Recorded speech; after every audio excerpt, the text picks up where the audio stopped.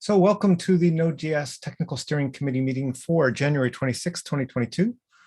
We'll follow the agenda that was posted in the issue, which is issue 1155 in the TSC repo. Before we get started, does anybody have any announcements they'd like to share?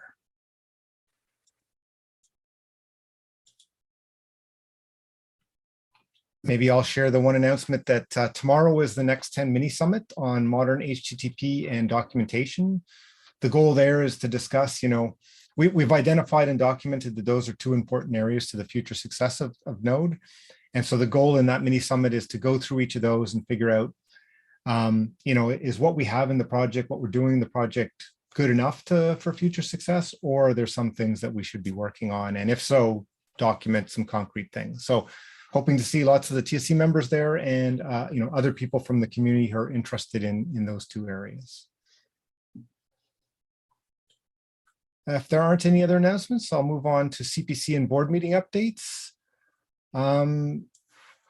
Rich, you have any CPC updates?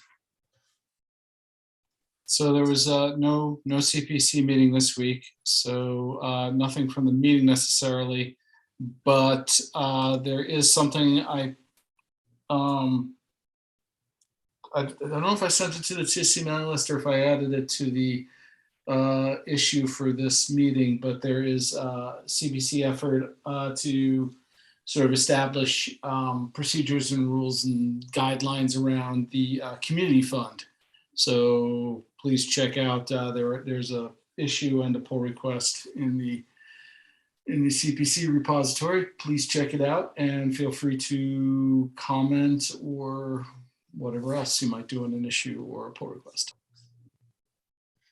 The other thing I'll mention too is that, we had a working session yesterday, and its focus was on technical strategy for the foundation. And we've actually opened a public repo now called Tech Strategy. And the goal there is to kind of document from the very highest level, what are the goals, what are the strategy to meet those goals, and then what do we actually do for projects, for individuals, for companies and organizations that use JavaScript and so forth, and sort of go down and document that strategy with links, maybe not with all of the information there, but with outside links and stuff like that. So still very much a work in progress, but if you have an interest in that side of things, there are things you think the foundation should be doing for projects. That this is intended to document what we want to move towards, not necessarily 100% where we're at. So if you have some good ideas of what the foundation could be doing along those lines, that's a place to provide that feedback and get it documented in the things that we think about moving forward. On the board meeting front, there's a meeting tomorrow, Friday. There's nothing that I'm aware of from the project to bring to the board, but if there's anything that I'm not aware of, just let me know. So unless there's any questions on that, we can move on to the issues that were tagged for the agenda.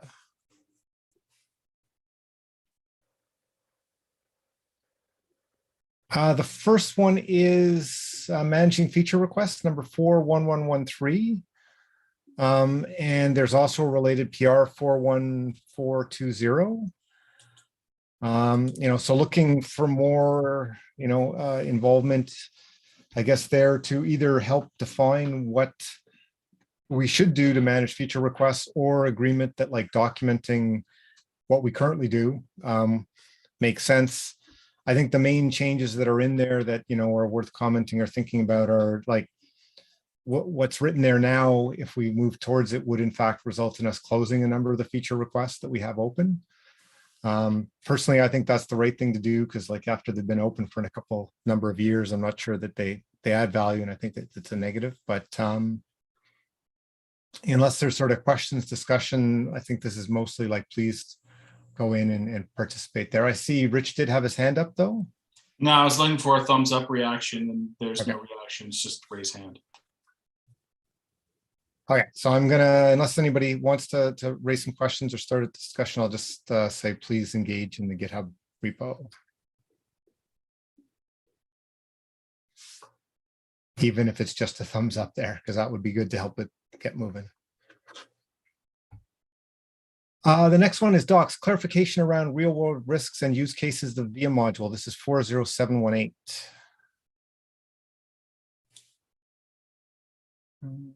Trying to, I think we've discussed this, and see, Rich, there was a few more comments from you in terms of discussion in a previous TSC meeting, right? I'm still catching up and trying to load the issue. Yeah, I guess, we definitely agreed a couple weeks ago to that there was, we agreed there's consensus among the TSC for support to making the language stronger and or more prominent, and PR is welcome. I wonder if we should leave this on the TSC agenda, or is it that, we've given the feedback and it's up to somebody to come and make a PR, or if we want to leave it on the agenda to encourage one of us to go and make that PR.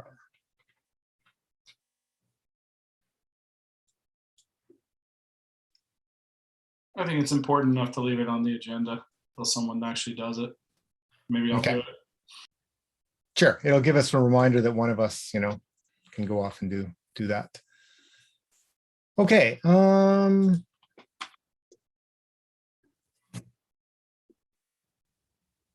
Just typing here, agree to leave on the agenda.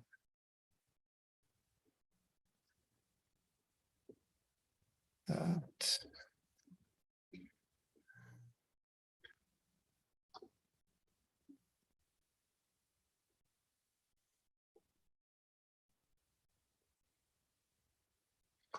Okay, the next one is rename the default branch from master to main, number 33864. I don't think we have anything to report on this week.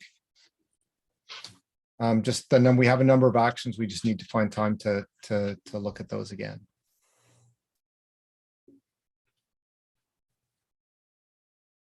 The next one is invite TSC members in the Google Calendar for events for meetings, number 113. I think, Mary, you have some updates on that.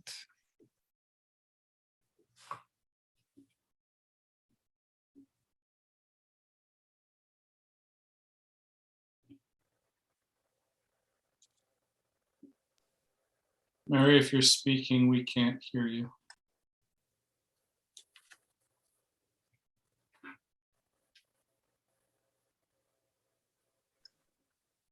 She says law 1 sec in the chat. Sure. Just for the benefit of people watching on the stream. So we're just waiting that 1 sec. Can you hear me now? Yep. Yes. Okay. So I created a Google group for the TSC so that we can invite that Google group. The reason I'm doing a Google group instead of using the Coherent mailing list, Google Group and Google Calendar have a fairly good integration. Like if a new member is added to the Google Group, it reflects on the Google Calendar. If there are changes to Google Calendar, they easily reflect to the calendar of everyone in the Google Group. And since we are already using a Google product for calendar, I thought it made sense using that. And all those integration points do not work with the with our mailing list.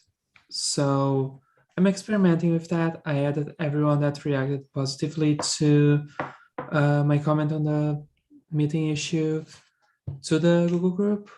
And if everything works, if there are no complaints or concerns about how it's working for those members, I'm gonna propose adding the Google group as one of the steps to our onboarding and offboarding process. And if that's approved, I can add everyone to the Google group.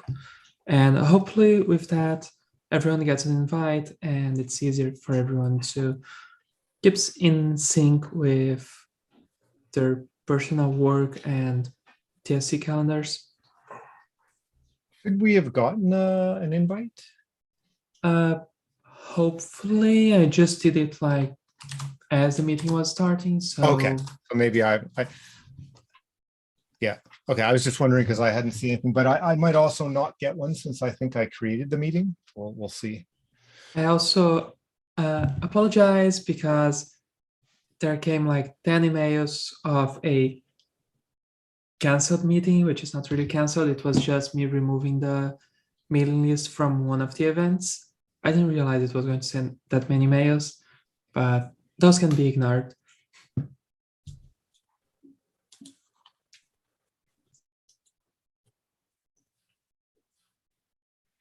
Okay, sounds good. Thanks for working on that. And if anyone wants to be added to the Google group early, just leave a comment on the TSC meeting issue or on the calendar issue. Either one is fine.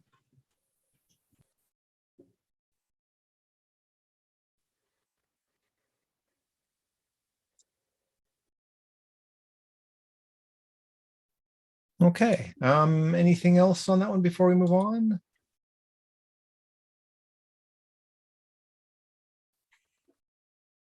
The next one then is vote future primordials 1104. I Antoine, know. take it away. Yeah. Yeah. So I finally opened a draft PR for that. So I'm trying something here, and I hope it's gonna work. So because we don't have a de facto tool for voting, I thought, well, why not create it one myself? So yeah, I don't know if it's gonna end up working for us. But yeah, so if you want to go to this draft PR and look at the command there that you can use to vote and report if there's any problem with that. So just for context, so we decided on the issue that we were going to start with the first vote and voting on primordials on the error path. So that's what this PR is about.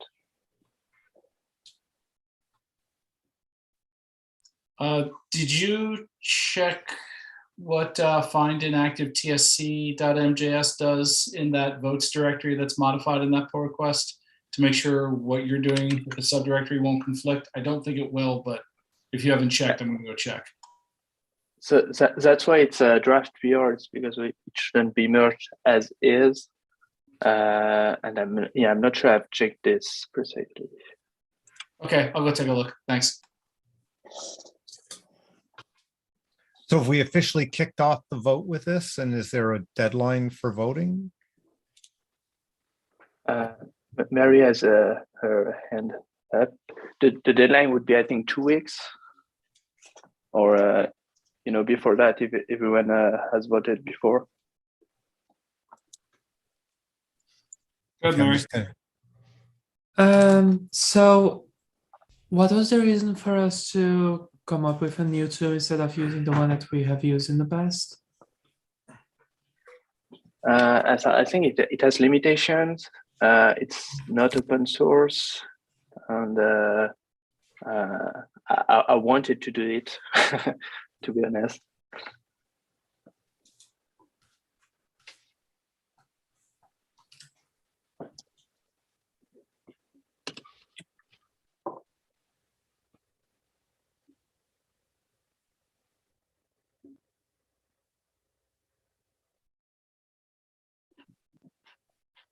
I guess in this case too, like all the votes are going to be public in the end, right? So it's not, I know sometimes we'd use one of the other tools because we could do it so that they were always anonymized. That may not be a concern in this case. Yeah, so all the votes are encrypted using my GPG key. This vote is going to be public, so all the votes will be published at the end. But if we want in the future to have private votes, we could also trust someone in the TSC to keep the key for themselves and just publish the result and not the votes. So there are kind of two conversations to be had here. One is whether or not we want to consider like standardizing on a tool like this, and the other is, can we just get started with the vote?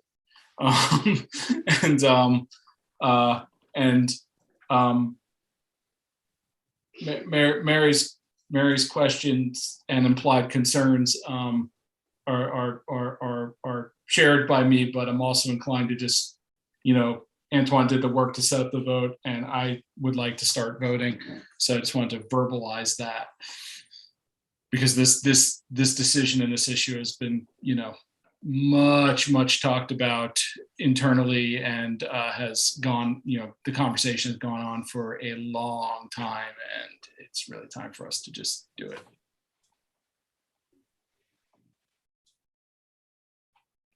Yeah, and we can switch tool if this one ends up not working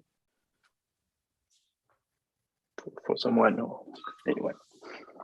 Yeah, I'd be +1 for what Rich said, which is like, we can separate the discussion on, what tool we should use, but for this time, just use the approach and move forward.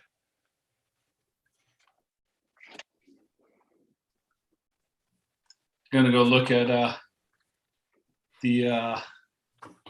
what is the thing we're using MPX to install. I'm gonna look at that right now and make sure it's not gonna have a post install script that steals all my Right.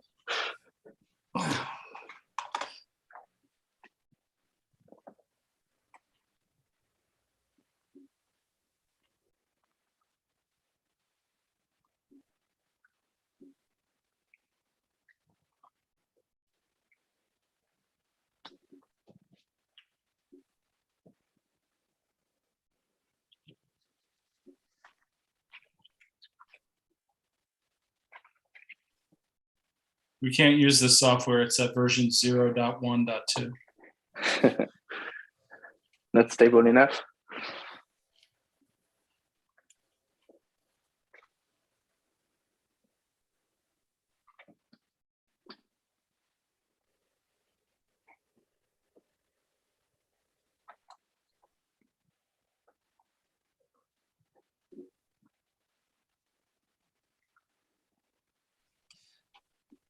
So there seems to be a lot of thinking, but unless anybody objects, I think it sounds like the thing that I proposed and Michael seconded is the way we're going to go. So somebody say something if they have concerns and want to discuss anything or suggest a different path.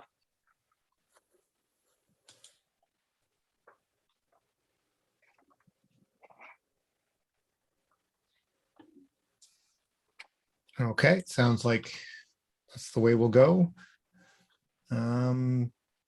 The next issue on the agenda is the Next 10 mini summit, which I already covered in the announcement, so I don't think we have anything more to talk about there. We can flip over to our strategic initiatives here. Let me just go there.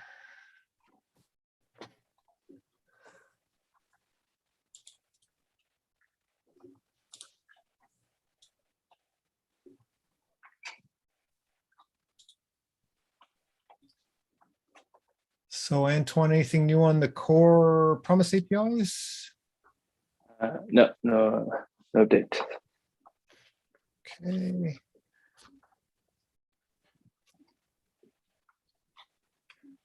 Future build chain, anything on that front, Mary?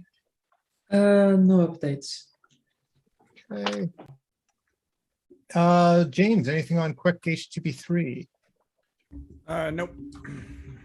No significant status updates on that. Just waiting for time to free up for me to work on it. Okay.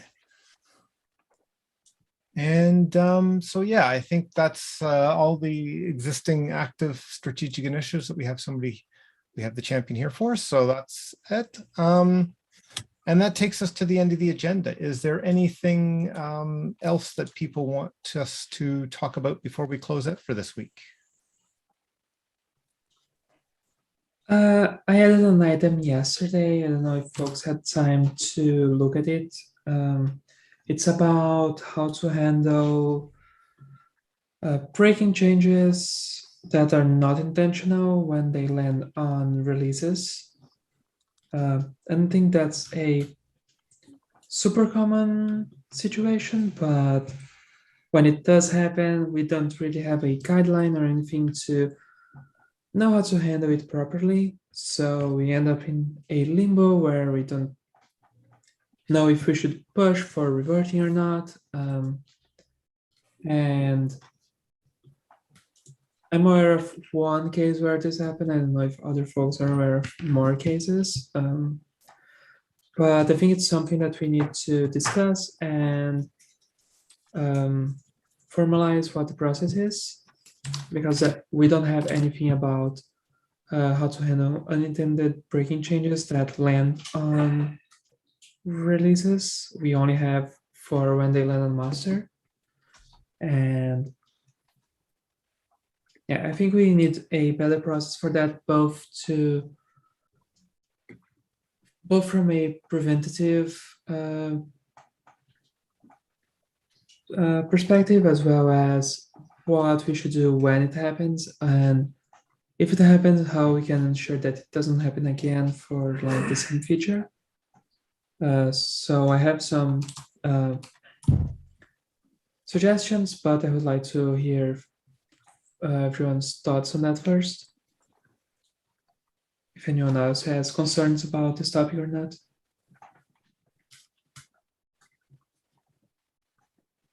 I, so go ahead.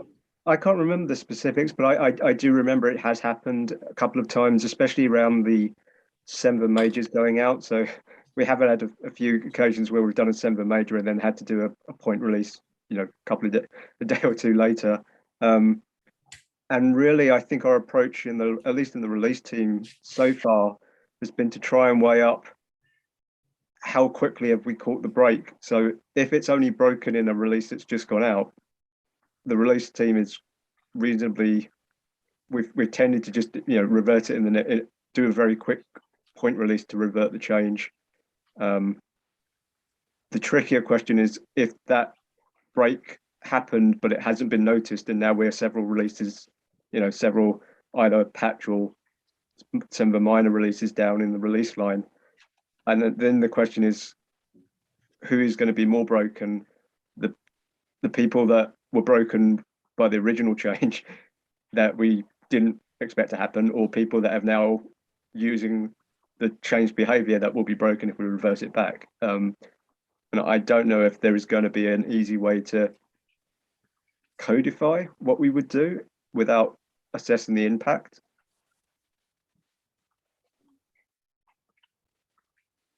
So I agree. It's going to be a case-by-case thing, but I think we can list some options at least on our guidelines. For example, sure. In a situation where there is a breaking change and we don't notice for a few releases, when it's caught,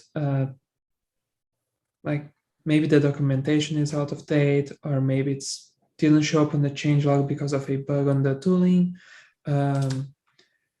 In both of those cases, we can, at the very least, have an expectation that the documentation is going to be updated, or the changelog is going to be updated.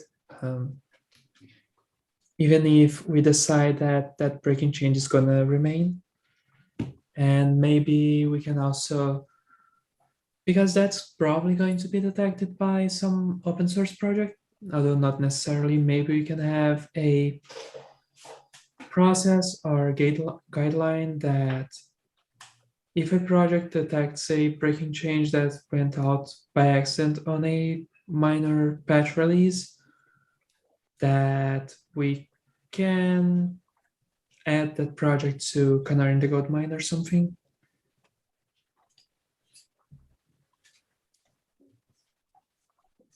I think that we should maybe, and maybe Mary, you can help us with the releasers, but come up with scenarios that are possible or that we've seen before. And then, because all of these sound like they have some combination of code and or communication that needs to be followed up with. And then so we say, okay, these are all of the scenarios that we're equipped to handle. And then we just put explicit steps the same way we have specific steps that we have for handling different things, in the node project. We just have, okay, like these are all of the scenarios that we handle. In the case of like an incident, we just like treat it like an incident and then follow those specific steps and then follow like the specific communications guideline steps. So that means like tweeting from the node Twitter account saying, hey, like this release, like don't upgrade it. We have like an issue with it or whatever, if it's been too long and we can't put a patch out. So I think there's like probably a little work to be done on the release team to like figure out what those steps are and what those scenarios are too. Yeah, I think that would be really useful in like, if there was like, it'll get harder and harder, but like, we could say like, if it's within a week of the release going out, then our processes, we just revert it, right? And you could document that along, like what you said, here's the way we would communicate that out, and having that playbook, I think would be very useful.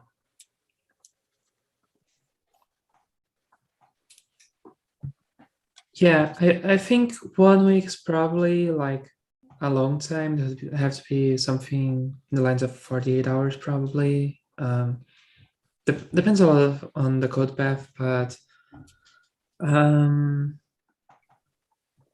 I don't think we need to have a super strict process here, but at the very least guidelines with suggestions of what can be done on this kind of situation.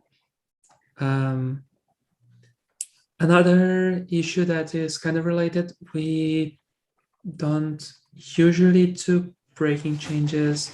Like we don't usually break APIs without deprecating them first, or at least remove APIs. So there is also a question of how the deprecation cycle fits into this, into a unintended breaking change. Like how do we force the API to be deprecated for a major? In the case, like assuming that we revert something, how do we force it to be deprecated during that major? And would one major be enough, or would we wait for 2 majors before actually landing whatever change was made? Yeah.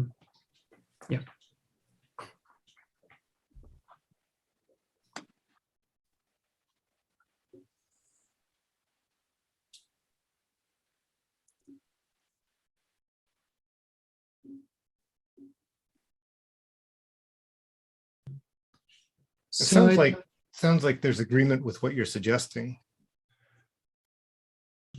Yeah, I think a next step then is for us to collect cases in the past where we had to handle unintended breaking changes and see how we handle them, and work in conjunction with the release team to come up with some guidelines about how to handle it, so that we can include that in the collaborators' guidelines.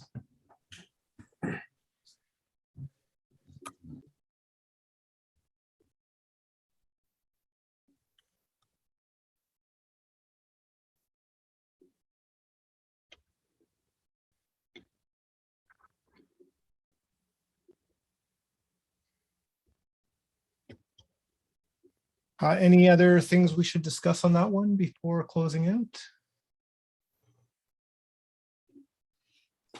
I guess I'd want to know if there's an outcome of this conversation that Mary was hoping for that hasn't happened yet. No, I think that's a long-term thing that we have to work on. I'm not like, as I said in the issue, I don't think that dangling the discussion with the issue that I use as an example is productive, and we should think more of a bigger picture here. And just agreeing that we have to talk about it is enough for me, I think. Okay, step 1, check. Thank you. Yeah, and even adding it incrementally to the collaborator, documentation would be good. If there's like a simple, if this happens, we're going to do this, rather than trying to wait till it figure everything out, might get us moving.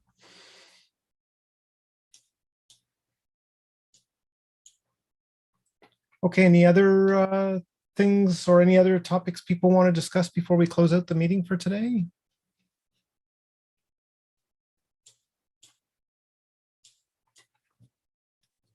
If not, well, thanks for everybody's time, and thanks everybody who made the meeting, as well as those who've been watching on the live stream, and we will see everybody next time.